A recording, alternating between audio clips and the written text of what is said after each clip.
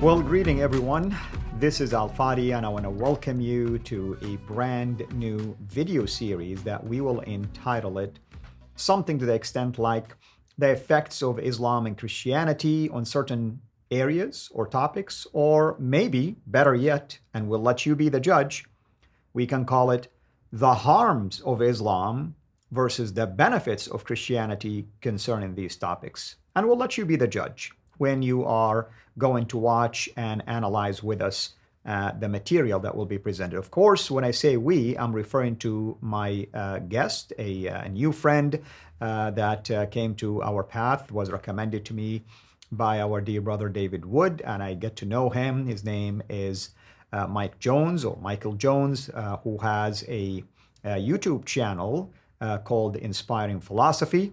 And I'll let him talk a little bit more about that, of course. But he does amazing research to this effect, meaning the comparison between Islam and Christianity in certain topics. And today's topic is going to be focused on what we call child marriage. And of course, if you would just to Google his name, you are going to come across a recent debate that he did concerning this topic. Of course, I don't want to steal his thunder. I want Mike himself to share a little bit more about himself. Mike, thank you so much for joining me. It's really a privilege and an honor to have you here. And I know you and I are launching into something new here. And hopefully this will be the beginning of a long relationship and a journey between us. So why don't you give our audience just a brief background about yourself, your ministry and your website, and also maybe you'll talk just for a minute or so about that recent debate.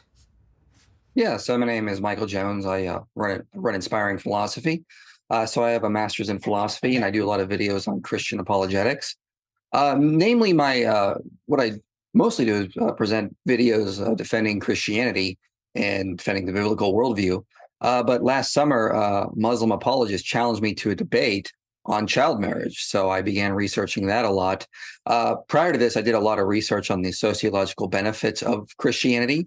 And so I knew a lot of the sociological data already. And so it was just an easy shift for me to start researching the negative effects we see coming from a lot of things that Islam promotes, like child marriage, polygamy, gender inequality.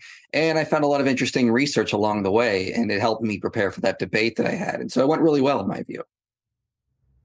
That's wonderful. Thank you so much for doing this. And of course, where can people find that debate? Is it on your website, or I should say your YouTube channel, Inspiring Philosophy? Yeah, it's on my YouTube channel, Inspiring Philosophy. It's pretty recent. The debate title was, should child marriage be, or is child marriage permissible? Should child marriage be allowed? Something like that. Yeah. Yes, and I have to say, I use this as an accolade to you. David Wood was extremely impressed, and he immediately reached out to me and asked me to do some work with you, and hopefully in the near future we'll have you right here sitting next to me in studio, Lord willing. So, Michael, tell me, let me ask a question. So, Muslims are promoting child marriage, right? And in their mind, this is something that culturally acceptable. In fact, they make even the claim that Mary was a teenager when she was basically betrothed to Joseph. And we're talking about Mary, the mother of Jesus. But why do you think they do this? Well, they're trying to justify Muhammad's marriage to Aisha. So they will resort to whataboutism. Well, let's just find other examples in history where this has happened. Therefore, it makes Muhammad's marriage to Aisha when she was 6 and then consummated at 9 okay.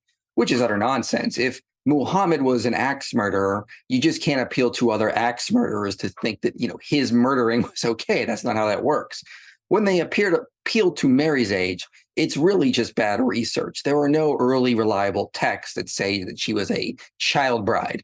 They try to say that she was 12 or 14. There's no evidence. And studies done by researchers like Michael Satlow or Amram Trooper point out that the average age girls in Palestine were marrying at this point was late teens to early 20s. They weren't marrying at 12. So I would actually argue Mary, when she was married to Joseph, she's probably more closer to the age of 18. Yeah, and Michael, you make a good point. I mean, today, even in our culture in the Middle East, I mean, if let's say someone who is 10 years or 20 years older than a bride, just in general, even if she was, let's say, 25 and he was 45, people look at it as an odd proposal, right? Imagine now we're talking about a guy who was 51 when he proposed to a child that was 6 and consummated it when she was 9 and he was 54. I mean, just drawing a comparison. And also, the idea of child marriage in the Middle East today, even today, looks weird and strange. It's not like it happens every day. It's not like it happens all the time.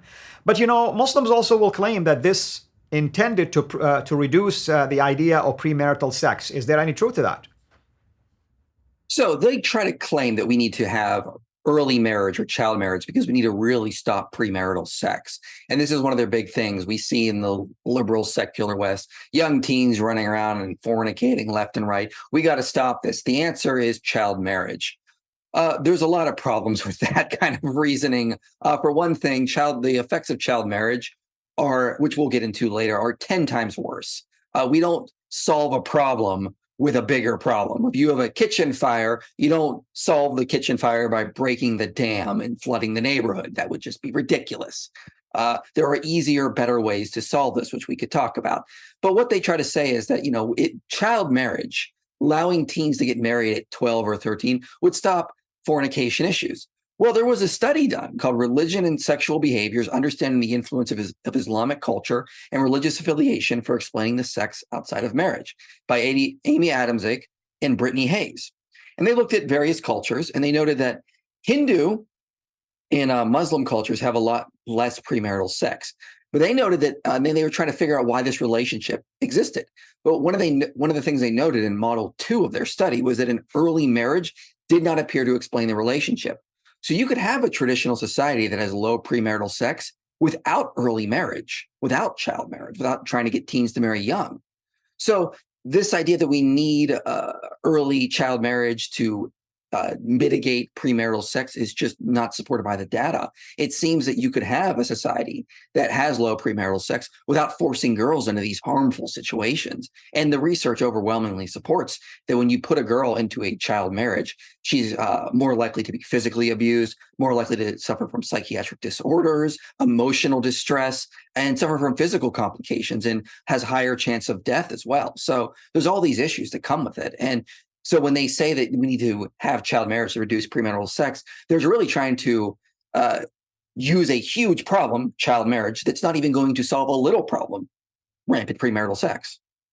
Right, and it's the argument is in and of itself, or the claim in and of itself, is a little bit puzzling, because if we use Muhammad as an example to defend this claim, what we're saying is it is okay to give young children, girls basically, to adult men just for the purpose of preventing the young girls from having premarital sex. It's almost like a form of punishment for them, just to protect them from premarital sex. Somehow it's okay for an older person, a person in this case who was married actually before that, and therefore somehow that's going to protect the society. And even if we were to say, well, no, that's not the intent, we're talking about a young male and a young female, how in the world a young male is going to learn how to take care of his bride and his wife and provide for her and do all sort of marital responsibilities if they themselves are still young?